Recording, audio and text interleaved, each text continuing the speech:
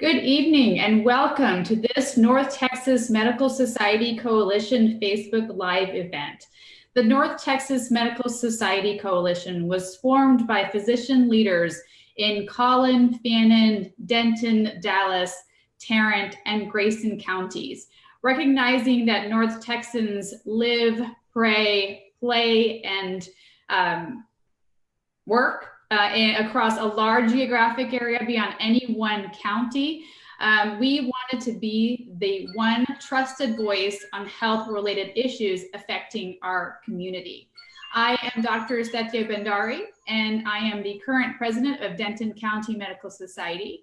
And tonight's topic is very special. It's all about our little kiddos and those extracurricular activities. I know that everybody watching today is going to be really tuned in because that's been on my mind as I'm trying to figure out what to do with our kids.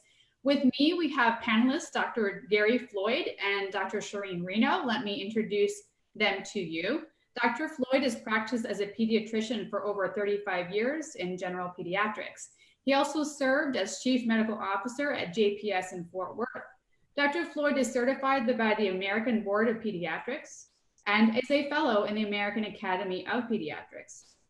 He currently serves as chair of the Texas Medical Association Board of Trustees and is on the board of directors of the American Academy of Pediatrics.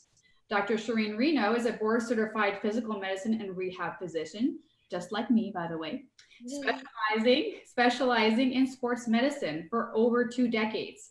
She has served as team physician for several sports clubs and teams all across the DFW Metroplex. She is the current president of Collin Fannin Medical Society. Thank you for both of you for being here today. I also want to tell you guys that everyone's watching that Dr. Floyd and Dr. Reno are also on the coalition. Not only are they panelists today and experts today, but they're also serve as coalition members. Thank you for joining us today. Glad to be here, Satya. Thank you. So let's talk about how to play sports safely. So let's start with Dr. Reno. So I have a question for you today. So, I'm trying to figure out how are our kids going to go and play sports and how am I going to feel good about it, right? So how do they bring their own protective supplies, to these activities like face masks, sanitizers? What do you suggest? Absolutely, all of the above. It's better to be safe than sorry, and it's better to be prepared yourself than to depend on somebody else. They actually are making some masks that are being developed for specific sports. So you may even give yourself a competitive advantage when you get the right mask. It's one of those things you never know what's going to be facing you when you come in. So even though you might not have any medical conditions, you never know who you're going to come in contact with who does. So safety rather than sorry. Absolutely. Dr. Floyd, should students wear masks when participating in outdoor activities? If you think they should, are they at risk for any health-related illnesses or issues if they use those while they're playing sports? Interesting. I don't know how many saw the opening pregame for the Texas Rangers, but the catcher, Chirinos, elected to wear a mask underneath his catcher's equipment, which was his choice, was not wasn't insisted upon. As far as wearing masks, certainly in the heat, when you're really exerting, that would be difficult to do for even the best trained athlete. Could it add to heat-related illness? It could. So while exerting, no masks. The trick obviously is going to be distancing and what have you. They should be wearing masks though as they come into or depart from whatever arena or venue they're going to. And the spectators certainly should be wearing masks. I guess the other place is if they're on the sidelines waiting to go in, they could wear masks, and that would help, along with distancing, help protect them. We as physicians, we understand the value of in-person extracurricular activities and in-person schooling. We just want it to be done safely and to protect our kids, your kids. So masks as frequently as they can tolerate them, yes. Right. And safe. Absolutely. Dr. Reno, do you think that, a lot of patients sometimes, or I've seen this across media outlets and social media outlets, people wonder, are sports even safe to be practicing at this point during our current pandemic? It depends on the sport. And there's some that lend themselves more easily than others. Things where there's physical distancing built into the sport should be safe. Contact sports, we're still on the fence about it. There's a lot of things I'll talk about in a few minutes that are exciting things that will be available soon, but not quite yet. Things like fencing, cross country, singles tennis, double tennis, golf, softball, and baseball are things that have distancing built into them. So those kind of things should be safe. The coaches have to really be creative about, keeping the children apart in their drills and things like that. And, again, just like Dr. Floyd said, when they are closer together or when they're waiting on the sidelines, put on the mask. It's just that safety thing. You don't want to overheat when you are exerting. That's absolutely true. But when you're closer in proximity and you can't be apart, throw on a mask. And I think that everybody wants our children to be active and out there playing sports that they love, because they've been inside all day long and they have a lot of energy. So these types of tips coming from experts like the both of you, are so valuable. And thank you for doing that for our kids today, and advocating for them for all the years that you've been advocating for our kids.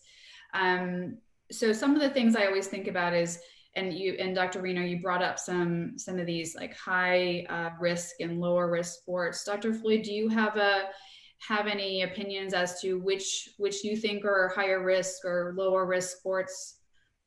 Sure. And, for the parents, these decisions are going to be made by the parents, probably along with their children, depending on their age, as to whether they can participate or not. Things for the parents to consider. Dr. Reno already said the type of sport, your individual sports, individual running, cross country with staggered starts, golf, those are safe, mask or no mask, because they're distanced apart, they're individual training. And the risk goes up as you have more and more contact and more people involved. High risk sports like football, wrestling, you can't avoid contact. The cheerleading and dancing, the competitive teams that do stunts, a lot of contact, a lot of people involved. Other things to consider is what kind of equipment. No equipment is best. Shared, the more equipment you have to share, the more exposure you have. The amount of contact, less than 10 or 15 minutes is preferred. Once you get over 15 minutes, you could be exposed. Where you play this sport, outdoors with great ventilation is much better than indoors with poor ventilation. It'd be like being in an airplane. When you're indoors with bad ventilation, you're rebreathing other people's air. And then the number, you'd love to have less than 10, where you can maintain social or physical distancing, 6 feet apart. Larger groups, the larger the group, the closer they are, the more exposure. And then if you're on traveling teams, if you have no travel, that's best. If you stay in your local community, that's not best, but it's okay. If you're traveling out of your local community, that's the highest risk. So just those ideas for families to consider as they're thinking through what sports. That would be my suggestions. Yeah, absolutely. I think that this is a conversation that coaches and administrators and schools and club coaches really need to sit down and talk to, not only hear from themselves and from, the logistics of it, and also from but also from parents, because it's our kids that are going out and playing. It's not, and we trust a coach and we trust the administrators to really protect our children. So I think it should be an open communication between all of them. And, they could consult their own physicians who could help them if they're kind of wavering back and forth, if they could get some advice from their own local family physician or pediatrician that they trust, and that would be good. So do you think that, and this is for either of you, Dr. Reno or Dr. Floyd, most kids are generally healthy, but there are some children with diabetes, asthma, with other underlying diseases that are illnesses that they struggle with on a daily basis, even some as little as infants that struggle all their lives. What do you think? And they, of course, we want them to play sports. It gets their lungs stronger, it gets their heart stronger. They mentally get strong and coordination. What is your advice for parents who have children with those underlying conditions? Personally, I think you have to take some extra consideration with underlying conditions, because it doesn't take much to tip them over the brink to where they're out of control with their diabetes, where they're out of control with their asthma. Kiddos with various immunocompromising conditions. You have to take extra care to protect them from exposure, especially for this virus that we don't know much about. It's only been 5 to 6 months that we've been able to study it. It's kind of baffled everybody in the way it's spread and the way the conditions it has caused. So I would be very careful. That would be an extra consideration, and I would tend to go toward individual training. Right. Part of the things that we forget is kids need to learn the basics. The younger they are, just playing in the yard with mom and dad, teaching them the basics of a sport is going to help them. Right. And it's exercise. So Serene, you had something. No, I was just going to say some of my tweens and things like that, they weren't able to go out, and their parents got them into things like the virtual things like the Pelotons, where they do have a sense of competition with somebody else. And there are video exercise classes and dance classes and hip hop fit and things like that you can still get them exercising. And if they're a Zoom conference type thing, they can be talking with their friends and doing those kinds of things. I have some parents who've been real creative, but always find something for them to do. So let's shift a little bit our gears from sports, and let's talk about those kids like myself who are not so sporty, about children who like to do outdoor activities, like, for example, band. So they're non-sports, but they're still outdoors, and they're still with a lot of people. They're around a lot of people. Dr. Reno, what sports outdoor activities do you think are really high risk? Oh, I hate to say this. For the moment, band, drill team, cheerleading, all of those things are higher risk. Anything where you have a lot of people who are in close proximity to each other, without masks and without the ability to social distance, and hollering, screaming, whatever. Night is worse than day. And, those are the things that you have to think about. We will come up with solutions for this, I am sure, with time, but those are the things that I recommend against for the moment. Dr. Floyd, do you have anything to add? Oh, the few things we know has slowed the spread of this virus is avoiding large crowds. Okay. It's staying at home if you can. Of course, there's dangers with staying at home. You get cooped up, everybody gets on everybody's nerves, angers flare, tempers flare, and bad things can happen there too. So avoiding the crowds. And with band, you've got Texas bands has 200 to 400 kids out on the field. That's a lot of people. At least it's outdoors for the most part. But and the stunts and it's amazing. I mean, all of these kids that you're calling non-sports, they're really sports, because they go at it as long as the football team does, sometimes longer. And man, some of the things they can do The physical coordination and work that they do Yeah. is just as difficult, if not more. Yes. Absolutely. Dr. Floyd, this is it's a hard, these are hard questions that we're asking you Thanks a lot. guys, right? These are hard questions. This is another one. What about things like choir and drama? That's for you, Dr. Floyd. Yeah, thanks. So basically, those are going to be indoors, and that's not a good venue. It's higher risk. Choirs are projecting. That's what they're geared to do. They're singing out, and that means water droplets are going well beyond the typical 3 to 6 feet. And that's a high risk, having choirs, unless they can really distance themselves, or even better, sing outside. Drama, it would be difficult to pull off a great play and everybody maintaining 6 feet apart, because that's just not how drama goes. So again, that's fairly high risk. I would look at individual parts. Drama teachers are probably as creative as any of us. Monologues. Pardon me? Monologues. Yeah, they can do individual recitations and which will help them in the long run in whatever they want to go into. So I think there are ways to get around it. Same with choir, solos, same with band, doing the single instruments. They compete for state and district, and all of that is single instruments, single voices. That's good, much better than the large group together. Are there, I'll get this question every single day, and my kiddos say, when can so-and-so come over? When can I go over? Oh, so my question to you is, can my child spend time with other children safely?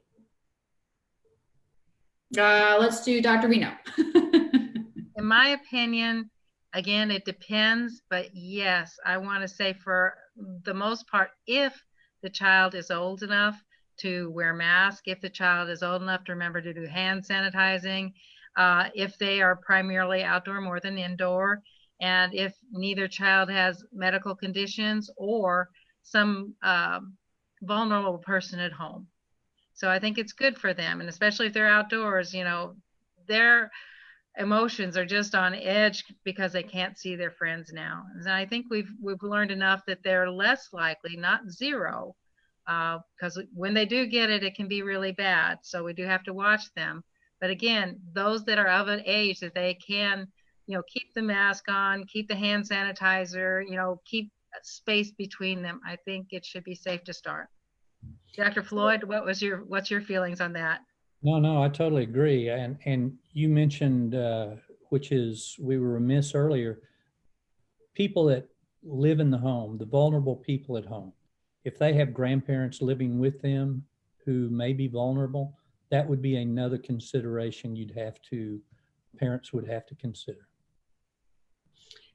Let's talk, Dr. Floyd, about the emotional aspect of sports and the socialization aspect of it. If my child is struggling emotionally or mentally because I have pulled them, or him or her out of activities, what can I do as a parent to help them work through this, so I can keep a happy child at home? Oh, that's so important. And we certainly see, every parent sees this, but recognizing the signs, your younger kiddos, they're more irritable. They may have regressive behavior where they return to behaviors that they hadn't done before. Some of your older kiddos may start having sleeping disorders. Parents may notice that they seem to be sadder than usual. They may be acting out where they didn't do it before. The older kiddos, even, older elementary, middle school, high school, may see grades falling. They may start avoiding activities they used to do. They may have difficulty keeping their attention except on video games or something like that. So just recognizing the signs Parents, you know, you always hear, oh, it's quality time, it's not quantity. No, it's both, you know. So talk to your kids, talk to them about what's bothering them. It's all right if they feel upset. They need to be reassured that they're safe, that it's okay to be upset. You're upset. Tell them how you're handling being upset and how you're handling the stress of these weird times. You might think about limiting what they watch on the news. You know, it's all headlines and it can be scary. The younger the kids, even the older kids, even us, they try to scare us. So we'll watch. So you might want to limit that. You know, as much routine as you can keep going, I think is good. All of us like structure and like routine. Make sure everybody's getting enough rest, enough exercise, not just sitting around, healthy diets. I think still just spending time with your child, you know, and then anytime you think one of your children has ever talked about hurting themselves or hurting someone else, that needs professional help right then. That's when you call your physician, you get some help then. Don't wait for that. Don't mess around. But that's what I'd suggest. Time with folks, talk it out. That's really sound advice. Thank you, Dr. Floyd. I just wanted to ask Dr. Reno, you know, what if I was going to consider putting my child back into an extracurricular activity, whether it be sports or non-sports activities, what factors do you think are really important to look at? Do you have any top 5 or top 7 factors that you think a parent should be considering when they're looking at putting their child into a particular sport? I guess step one, number one, is the health of the child. You know, are they able to physically go out there and be in a situation where they may be exposed to things? Are they healthy enough to withstand it? Number two, what is the health of the members of their household? Is it safe for them to go out and then come back? So that was one of the things that was very important for them to think.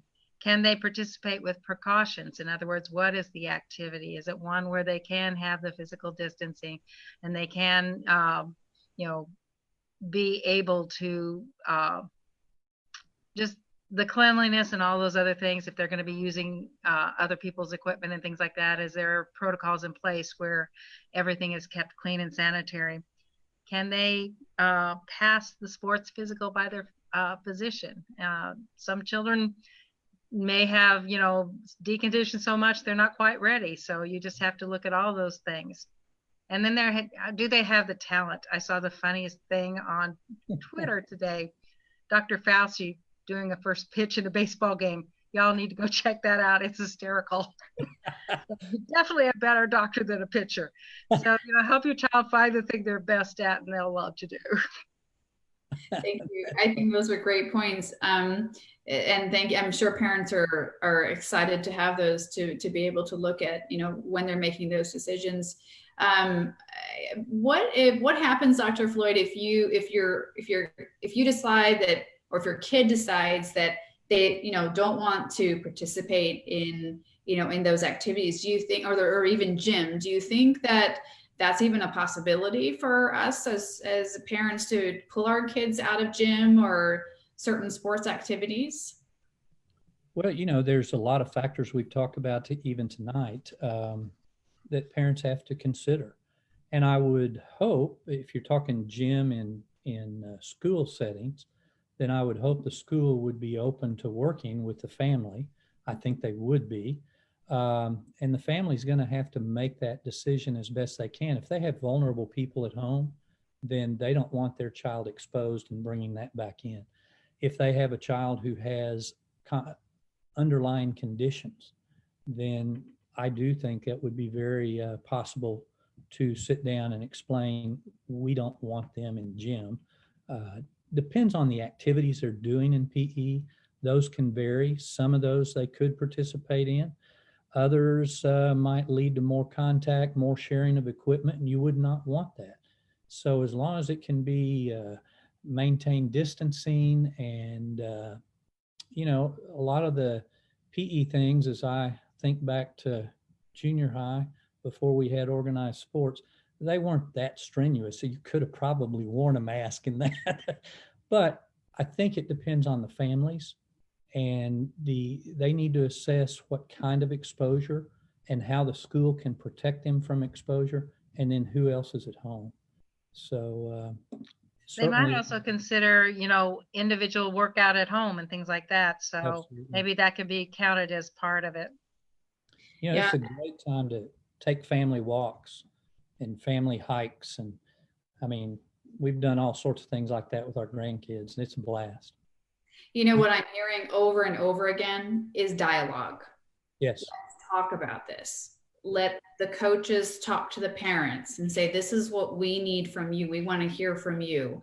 I mean, it can abate a lot of fears.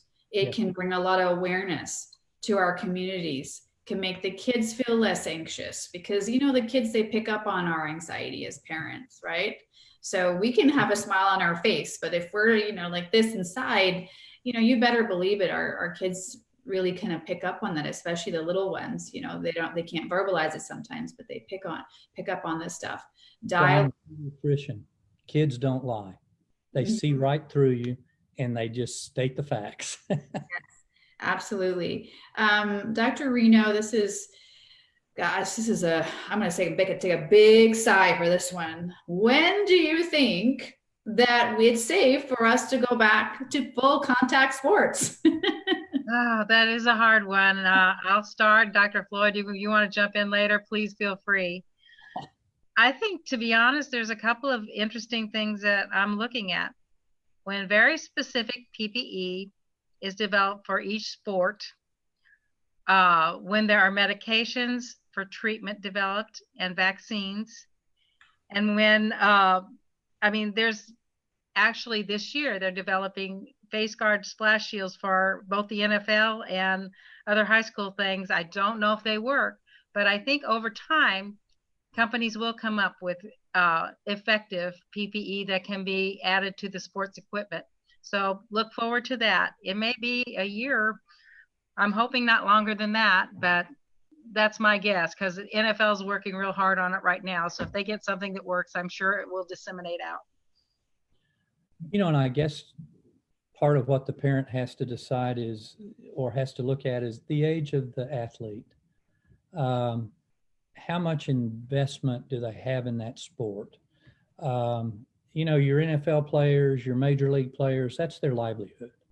But our kids don't make their livelihood there. You have certain junior and seniors whose parents think they're going to get a scholarship to college.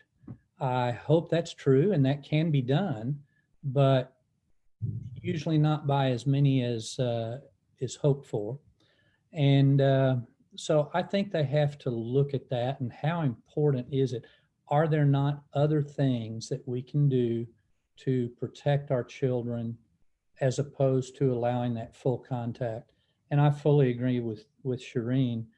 Until we have antiviral treatment and or a vaccine, or both, right, I think we're a year away from that at least.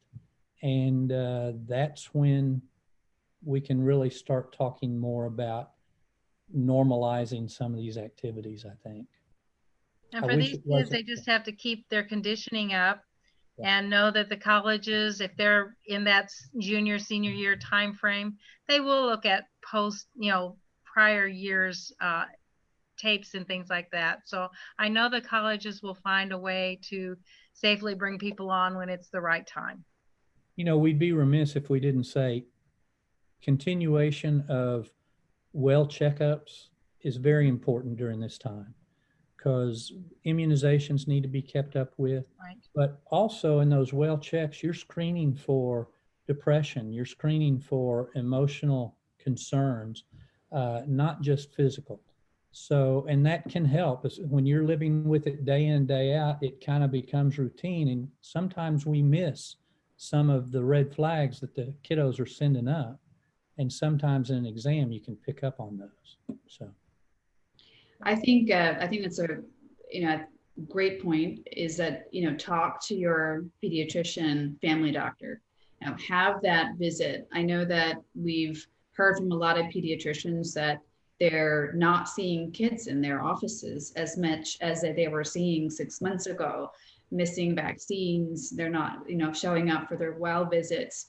Now, if you want your kid, to in an extracurricular activity, it's going to come around in the next couple of months.